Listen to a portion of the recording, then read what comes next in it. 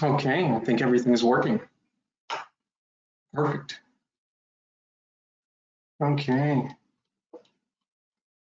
Let's see. Perfect. Okay, let's see. Let's put this in. It's 12. Welcome everybody that's there. I'm gonna wait maybe 1 or 2 minutes just to wait for everybody to come in. We're already a big crowd and I'm happy to see that. Everybody's super on time. I'm gonna wait just a couple minutes more and we'll get started in about maybe 1 or 2 minutes max, okay?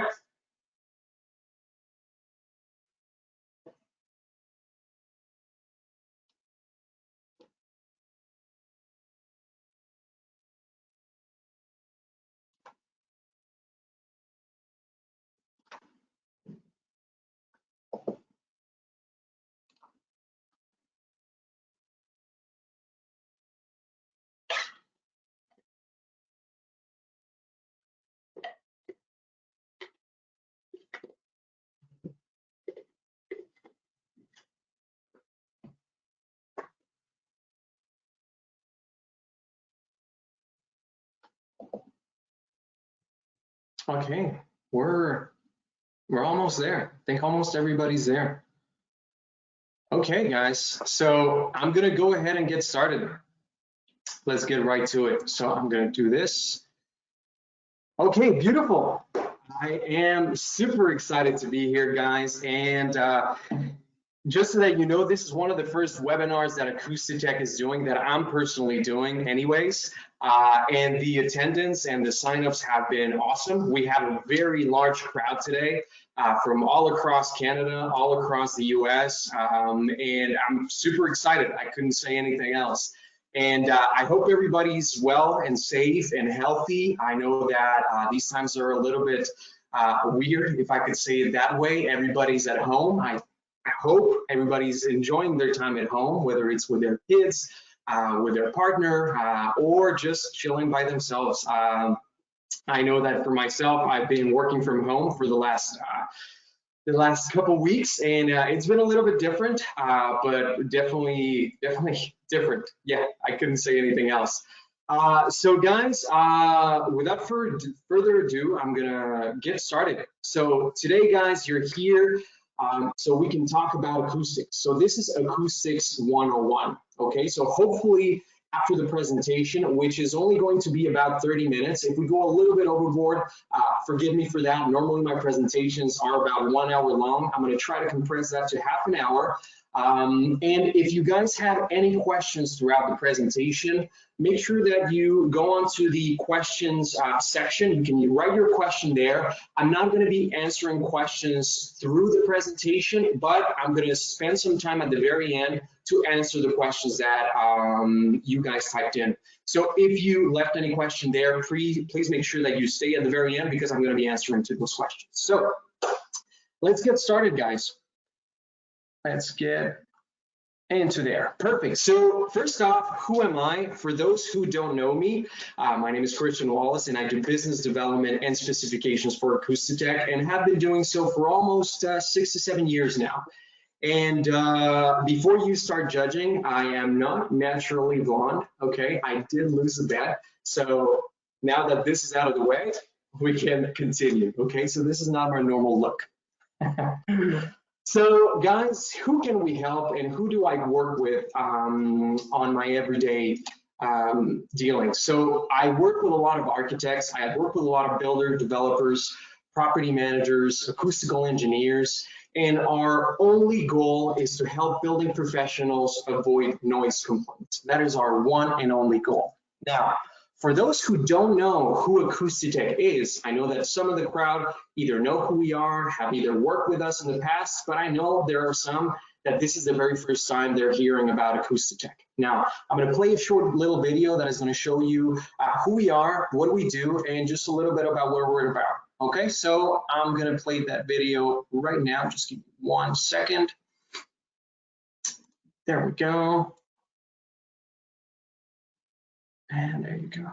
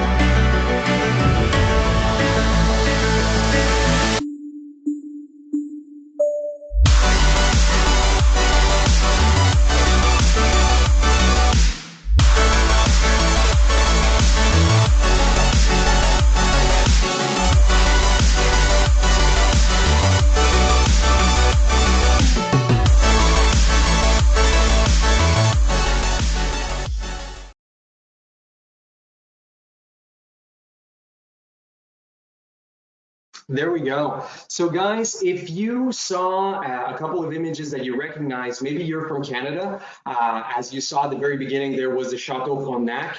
And this is, yes, of course, because we worked on that building, but also just so that you guys know, we are a company that is based in Quebec. We're literally 15 minutes away from Quebec City. We are a family-owned business, and we have been doing soundproofing for about 20 years now. And it brings me to my next slide. So since there are a lot of acoustical companies out there, I do think that it's important to point out what makes us a little bit different from the competition. So first off, as I said, we have been doing soundproofing for the last 20 years, and up until now, we have treated over 100 million square feet. We are definitely problem solvers. We are one of the only Canadian manufacturers that has their own laboratories. So we're all about doing product development, research, really trying to find out what is the absolute best solution for each different type of structure. So in this laboratory, we're able to do many different tests on either concrete structures, light wood frame, steel, and even mass timber. Okay, we're also all about sharing expertise. We have our own acoustical engineers on staff. We have an amazing technical team, and we're about sharing expertise as much as possible, like we're doing today. We also have unique training programs, whether it's with a flooring dealer that sells underlayments. We are all about training them onto how acoustics work and how underlayments play a big part in soundproofing. Because nowadays, more and more people are informed about acoustics and about soundproofing, and especially for people that are spending large amounts of money to buy a condo building, whether it's $2, $3, $4, $5 million, they, of course, have high expectations when it comes to soundproofing. So if, for example, we're able to offer training to the sales staff there that is selling those condos, and they can speak a little bit more intelligently about acoustics, that is a super big bonus, because nowadays everybody's concerned about their own comfort and the soundproofing of their home. And last but not least, guys, we're all about bringing the best performance and the best solutions. Now, we are manufacturers of soundproofing solutions. We do a lot of research and development, but we also have a lot of different partnerships with other acoustical companies. Companies that are from North America, European companies that we think provide the best solutions out there. Because we know that one solution isn't the best one for everything. We know that different buildings have different needs, and we try to really put the best product in the best place as much as possible. So moving forward, guys, we have 3 objectives for today. First, we're going to discuss some acoustic principles. Second, we're going to listen to some examples. And third, we're going to share some studies and tests. So let's get right to it. So auditory perception of the sound level. So sounds have different tones and timbres, okay? Tones correspond to the pitch, and timbres correspond to the identity of the sound, okay? Sounds also have different frequencies. There are going to be bass sounds and there are going to be high sounds, okay? Bass sounds are low frequency and high sounds are high frequency. So just as an example, if you go into a wood frame building and you walk on it, you're going to have a very boom, boom, hollow noise when you walk on it. That is what we call a low frequency noise. Now, if you go into a brand new building that has a concrete slab, and if you drop your keys on the floor, you're going to hear a very high-pitched noise. So this is what we call a high-frequency noise. Now, you guys don't need to necessarily remember this. All you need to do is understand that whenever we're working on a new project, we, as technical people, need to make sure we're covering both low-frequency and high-frequency noises. Okay. There's also the auditory perception. Now, what does that mean? What it means is, what is the frequencies where the human ear can actually detect or hear those sounds? So everything between 0 and 20 hertz are what we call infrasounds, and everything above 20,000 hertz are what we call ultrasounds. So these are sounds that we humans cannot hear. Now, everything between 0 and 20,000 hertz are sounds that we can hear. Now, let me tell you a little story. And maybe you guys have already noticed this. As we grow older, we tend to hear a little bit less at a time, okay? And a few years back, this app that came out for kids in school, primary school or high school. So they were able in the classroom to text each other, and they could have a ringtone that only kids their age could hear. So the teacher had no idea these guys were texting each other, but they could text each other, they would hear the sound. So it's super funny how as we grow older, the less we're gonna hear. So all I'm trying to say here, guys, is that soundproofing, of course, is super important, but the perception of the sound is gonna be different between person to person, depending on their age, and also depending on their tolerance. Now, we're going to talk about two types of noises in a building. So this is probably the two ratings that come up the most often whenever you're working on a project. And those are STC and IIC. So STC stands for Sound Transmission Class, which are airborne noises. And IIC stands for Impact Insulation Class, which are impact noises. Now, what I'm going to do, I'm going to show you two little videos, one on STC, one on IIC, so you understand what they mean and how we test it, okay? So let's get to it. So just to get started, we're going to begin with STC. So what does STC stand for? STC stands for Sound Transmission Class, which are obviously airborne noises. So what are some examples of airborne noises? Well, it's very simple. Me talking to you right now is an airborne noise. Somebody watching TV is an airborne noise. Music is an airborne noise. So how do we test STC? It's very simple, guys. So let's see, for example, we have two rooms. In one room, we're gonna have a very high quality speaker, and in another room, we're gonna have a very high quality microphone, which is gonna pick up on those noises for a period of time. This is how we calculate STC ratings. I oversimplified it for you guys. Obviously, there's a lot more to it, but just for you to get a simple idea.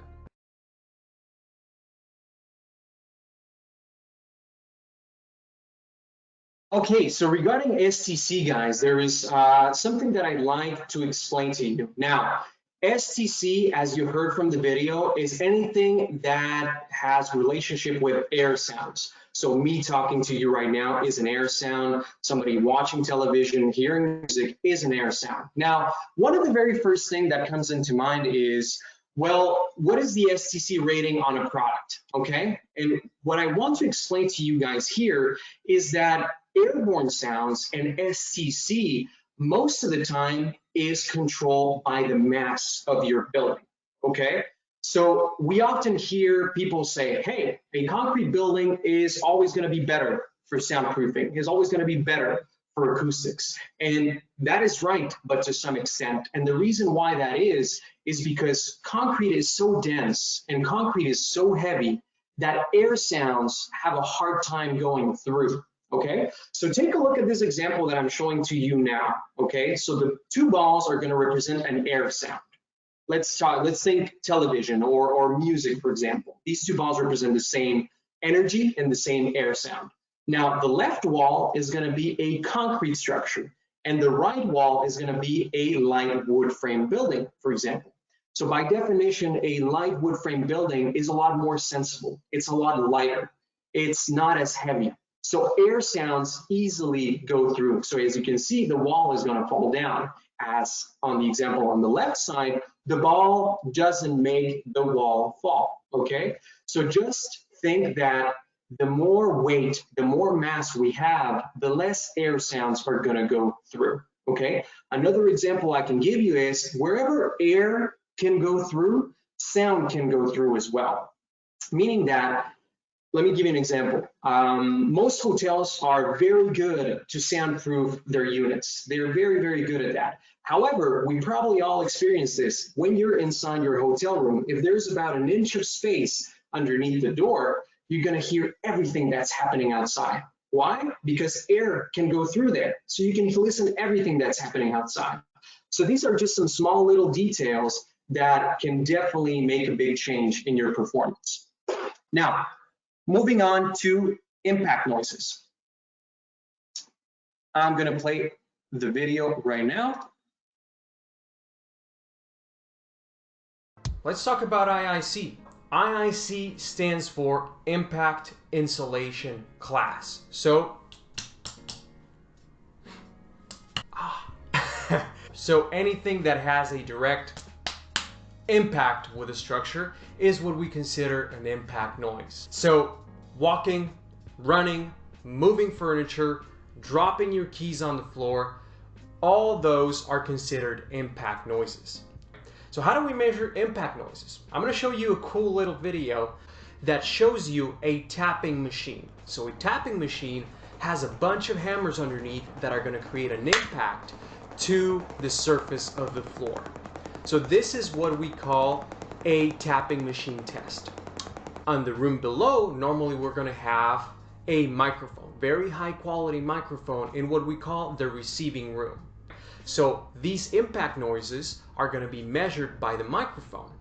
Afterwards, we're going to get what we call an IIC rating, so a rating for impact noises.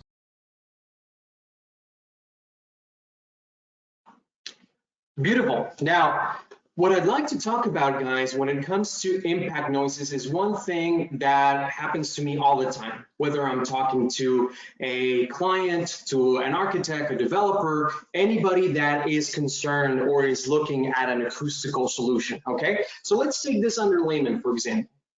Now, when I go and talk to a client, the very first question that comes up when I'm showing an acoustical underlayment, for example, is, well, what's the rating on the product, okay?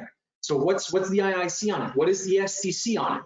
And this is a very common question. However, it is a question that has many possible answers, because as you guys saw in the video right there, the tapping machine, which is what pretty much all acoustical engineers in North America are going to use to measure impact sounds, is what they're going to use. So as you saw, the tapping machine is over the floor. You have a bunch of hammers creating an impact to the floor. And in the unit below, you're going to have a microphone picking up on those noises. Now, what I'm trying to say here is that the underlayment is not the one responsible for your total end result. Of course, it's there for a reason. Of course, it's going to be very important. However, the product itself is not going to give you your rating, because as you have noticed, everything that's being tested is between the tapping machine and the microphone, okay? So the floor is being tested. In our own research and development facilities, we have tested a lot of different types of floors: ceramic tile, vinyl, engineered floors, glued down, floated, laminate, a lot of different things. So every single type of floor covering reacts differently, whether it's because of quality or the composition of the floor. Also, the underlayment is tested, and also the structure is tested. So what happens if the structure is 6 inches? If we have a 6-inch concrete slab, it's not going to be the same performance as if it were an 8-inch slab or even a 10-inch slab. And then what happens if we have a suspended ceiling? I know this doesn't happen a lot in concrete buildings, but it happens from time to time. So it's very difficult for me to come and see and talk to a client and say, hey, here's an underlayment and it's going to perform at 60. So how do I know that if I don't even know what the building is? So whenever somebody asks us, hey, what is your underlayment, or how is your underlayment going to perform? The next question is, well, what's your building like? What's your structure like? How thick is your concrete slab? Do you have a suspended ceiling? Because all of these things come into play. Now, the thing that I'm trying to get to here, guys, and that is going to be very useful in the future for you, is whenever you're evaluating an underlayment, for example, that is, one, very, very cost effective, and two, that seems to have a very high number. Numbers like 70, 72, 75, I've seen numbers as high as 80, okay? And I can tell you from years of experience that getting numbers as high as 70 and 80 in normal conditions is extremely hard, extremely, extremely hard. So what I'm trying to convey here as information is whenever you're evaluating an underlayment that seems to be very cost effective and that seems to bring a very good performance, first, just try to find out how that product was tested, because it very may well not equate or have a relationship with the project that you're doing. If you find out that that product was tested with a 10-inch slab with a suspended ceiling, and you find out that your project has nothing to do with that, well, that means that you're not going to get that performance. So this is a very, very important principle. Now, the image that you see right here, guys, is the importance of decoupling, okay? So what is the purpose of an underlayment? As you saw before, STC and air sounds are controlled by the mass, but impact noises are controlled by separating materials, by decoupling materials, okay? So as you can see, you're gonna have an acoustical underlayment between the subfloor and the floor covering, okay? So normally what we recommend flooring installers to do, for example, is to lay down the underlayment over the subfloor, to install their floor covering, to lift up the underlayment up against the wall about 2 inches, and once the flooring is installed, cut off the excess. This is simply so you not only have a separation vertically, of course, but also horizontally. Because if you're creating an impact to the floor, those vibrations and that energy is not only going to be transferred vertically, but also horizontally. So if you create a separation between the floor and the wall, you're increasing your result, you're increasing your performance. And it's something that doesn't cost much and doesn't take that much time. So if you're paying attention to little details here and there, it definitely makes a big difference at the end of the day. So moving forward, I want to talk about code requirements, guys. And this is probably something that you're already familiar with, but for those who aren't, there are minimum code requirements to respect in North America, in USA and in Canada. So the STC required in the US is an STC of 50, and a minimum STC required in Canada to respect is also 50. Now, when it gets a little bit interesting is when we're talking about IIC, when we're talking about impact, okay? So the IIC required in the USA is 50, and the IIC required in Canada is none. There is no requirement for impact noises. There is only, as you can see written in green, there is only a recommended minimum of 55, okay? Now, what's a little bit funny and curious here is that most of the calls and most of the requests that we get in our office are because of impact noises. We don't really hear that many people complaining about hearing their upstairs neighbor watch TV or listening to music or talk to their wife. Most of the complaints that come into our office is, hey, my upstairs neighbor's kids are making a lot of noise. We can hear them moving furniture. We can hear them drop their keys. We can hear this lady with her high heels over me, okay? So what I'm trying to say here is, even if in Canada, so everybody that's listening from Canada here, this is super important. Even if in Canada, it is not a requirement for you to respect an IIC rating, this is where most of the complaints come from. And we have seen many cases where people didn't pay close attention to impact, and there were so many complaints, there were lawsuits coming that they had to rip out their floors and start all over again. So at the very end of the day, guys, what this means is don't necessarily always go for the cost-effective solution. If for a few cents more, you're able to get a better quality underlayment, it's going to save you a lot of headaches, a lot of time, and potential lawsuits at the end of the day. So it's definitely something to take care of. Moving forward, guys, so according to our experience, so what do people expect in luxury condo buildings and what people are really getting?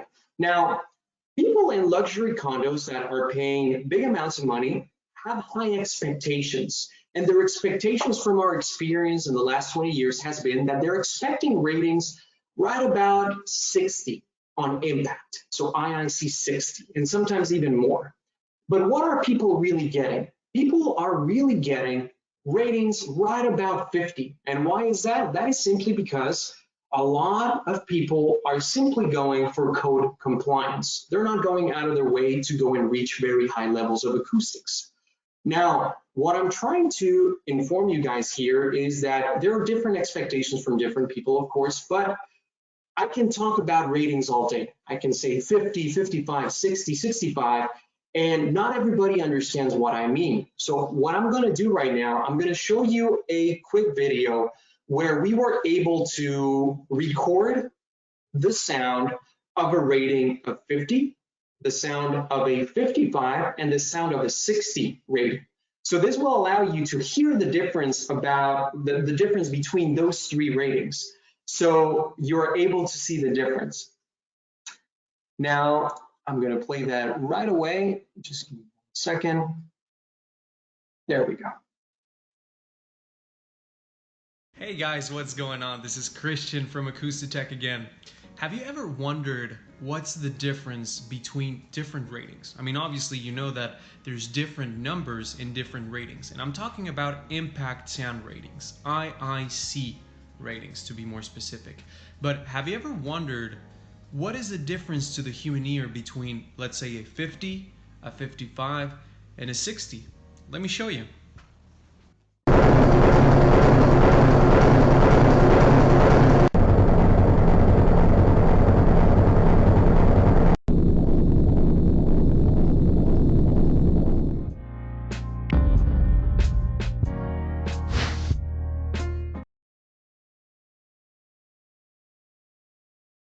So as you guys could see, there is a difference between the 50, the 55, and the 60. Now, the very first thing that I want to point out is that these 3 tests were done with a tapping machine that you saw just before.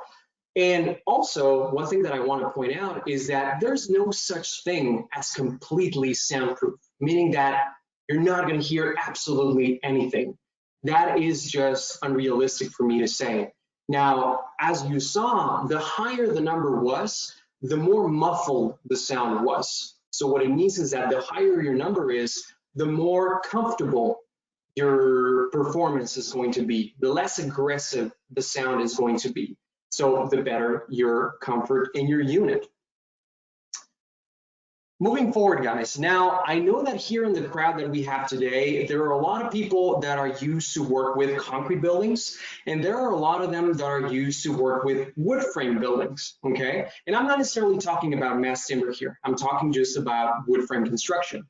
Now, I thought it'd be interesting for me to just point out a couple of things between these 2 types of structures that are very, very common on our everyday work. So, the very first question is, are light wood frame structures more efficient than concrete? This is one of the very first questions that comes up when we're evaluating these 2 types of buildings. And the most common answer is no. You know, concrete buildings are always going to be more performant than light wood frame. And they are right, but to some extent. And I'm going to explain why. So concrete buildings, guys, are pretty much exactly as how you see here. This is a typical assembly. So we're talking about an 8-inch concrete slab. We have an acoustical underlayment, and we have a flooring, okay? So what it means is that there are not a lot of places where you can get creative with a concrete structure. So there is only one place you can make sure you're using the right product, and that's underneath the flooring, an underlayment. So you really have to make sure you're using the right product there, because there's just one place where you can make sure you're reaching a good performance, and that's underneath the floor. Now, what happens when we're talking about light wood frame construction? Yes, it can easily be a very low performing building. However, there are a lot of places where we can get creative when we're working with light wood frame construction, and this is what I mean. First of all, as I said before, the composition and the quality of the floor is going to bring significant value. And we've already tested different types of floorings. Just for example, 2 engineered floors that are glued down. We've tested, we put them up against one another, and we could see a difference by up to 4 points between one another. Most of the times it's going to be 1 or 2 points, but we have seen it rise up all the way up to 4 points. So not a lot of people think about this, but your flooring plays a big part on your performance. Afterwards, we're going to have the acoustical underlayment, okay, which is super important, because the rule of thumb is you have to get as close as possible to the source of the impact. So that one is the very first place where you need to have the right product. So the underlayment, which can bring up to a 5-point increase in your performance. Then you have your concrete topping or your gypcrete topping, for example. Then another place where it becomes super important to decouple efficiently is with a resilient material underneath the concrete topping or the gypcrete topping. We have seen its results rise up all the way up to 14 points. And then you have OSB in your plywood panels. You have your joist, your eye joist, and your web joist. Then you have your acoustic insulation, whether it's bad or blown insulation. Normal rule of thumb is that for every 2 inches, you can increase your result by 1 point. Then you have your resilient channels and your Egyptian suspensions, okay? I have nothing against resilient channels. However, they tend to, most of the time, be badly installed. And what I mean by this is whenever guys are going in, especially when there's 2 layers of drywall on the ceiling, they go up, they screw in and they touch the joist. And what happens is if there's a lot of points of contact between the screw and the joist, you're creating a lot of points of contact and you're short-circuiting your performance. So what it means is that a lot of those vibrations and a lot of that energy is going to be transferred. So you're definitely decreasing your performance there. Now, what happens when you're using an Egyptian suspension or an acoustical clip is that you're moving that issue out of the way. There's no way you're going to be screwing in and touching those joists. So that's why with the right system for your ceiling, you can increase your performance between 5 to 7 points, which is huge. And then afterwards, you have your Egyptian suspensions. So all I mean by this, guys, is that a wood frame structure can be just as performant, if not sometimes even more performant than concrete, if you're doing the right things. Moving forward, guys, and I'm going towards the end of my presentation because we're almost already done.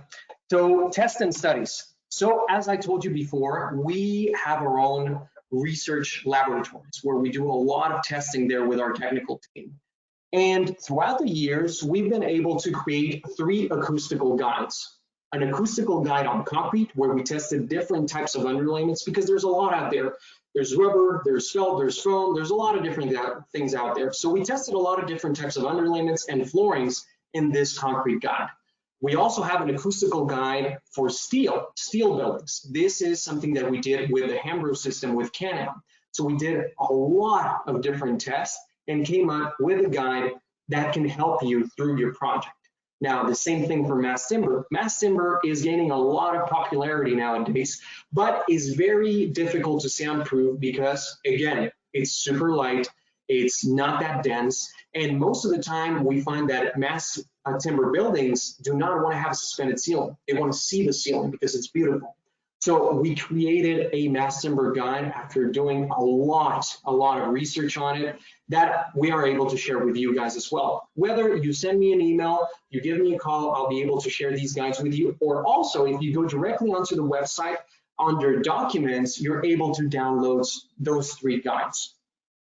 Now, the very last thing that I want to show you guys is a very interesting tool that is called the Kushi Index. Okay, so this is an amazing tool that can help you pretty much evaluate how much your building can perform. So I'm going to show you a quick little video to show you how that works.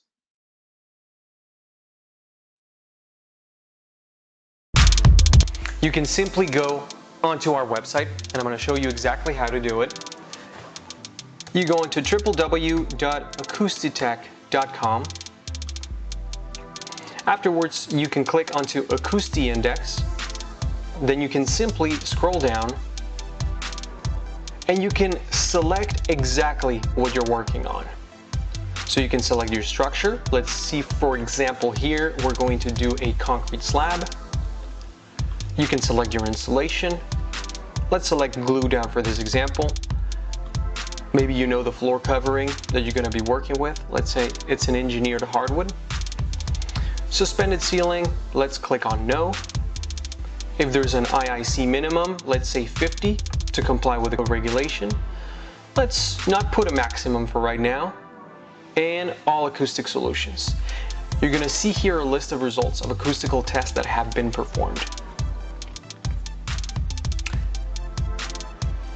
There are going to be a mixture of field tests, a mixture of laboratory tests. So when you see an assembly that is interesting for you, simply click on it. Afterwards, you're going to have the details of exactly what was on that test, and you're also going to have a test number. You can simply send us an email and ask for that report. We'll be more than happy to send that out to you.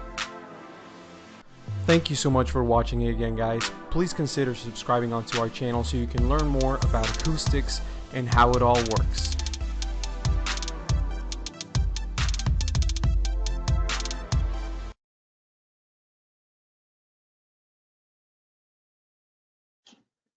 Perfect. So that is a very interesting tool that you guys have access to anytime. You go onto our website, you can go there. You have access to a big database of tests that we have. That being said, they're not all there. So if there's something that you cannot find, please make sure to send me an email, give me a call, and I'll be able to help you out. Now, just as a reminder, guys, we have other webinars that are going to be happening in the next following either weeks or months. I'm going to make sure to let you guys know well in advance so you can assist. Hopefully this was informative. Hopefully you like this webinar and you can go back to your everyday work with a little bit more knowledge about acoustics. It has been an absolute pleasure for me to be here with you guys. I definitely appreciate your attendance, appreciate your support. And also, if you'd like to join or subscribe to our YouTube channel, it's under AcoustiTECH Soundproofing. So you can go in there, you can subscribe. There's already a bunch of the videos that you saw today there, and there's a few other ones, and there are going to be more to come. So this brings us to the end, guys. For those that are on a tight schedule and they're done, this is the end. For those that may have asked some questions, I'm gonna try to go ahead and look at those questions and answer them one by one. So let me take a look at here. Let's see.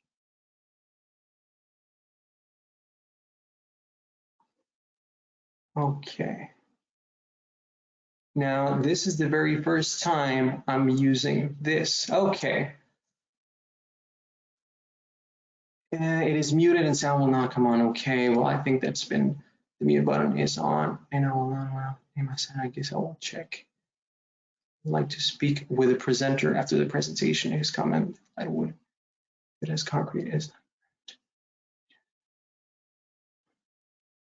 Yes, Tyler Simpson, absolutely. You can give me a call anytime. You can send me an email. I'll be happy to talk to you. But I think I pretty much answered your concern here. There we go. The screen froze. Hello, briefly. Okay, so Karen, who are my largest competitors? It depends where we are, Karen. There's a lot of different competitors in Canada and a lot of different ones in the US. I personally, just so that you know, I live and work in Toronto. That being said, most of my time I spend in the US. And my largest competitors, if we're talking about underlayments, are going to be rubber companies. A lot of rubber underlayments is what I see in the US, more specifically in New York City. 2mm rubbers, 5mm rubbers, 10mm rubbers that are not necessarily bad product. They perform very well. That being said, they are materials that are very hard to handle. They're very heavy, and at the end of the day, they're recycled tires. We use synthetic fibers, which have no smell. They have no toxin, no COVs, no VOCs. So yeah, most of the companies that I'm going to see is going to be rubber companies. Anything like Plytech, anything like Regipol, Ecor, companies like that. Okay, please explain NRC rating standard in US. Okay, Jamie, I'm not sure what you mean by your question. I invite you to send me an email if you like. I'll be happy to help. There we go, perfect. And I think that's pretty much it, guys. So this brings me to the end. I really want to thank you again, guys, for being there. I hope that I see you again in a following webinar. It was an absolute pleasure for me to be here. And I hope you guys stay safe, stay healthy, and spend some good quality time with the people you love. Take care.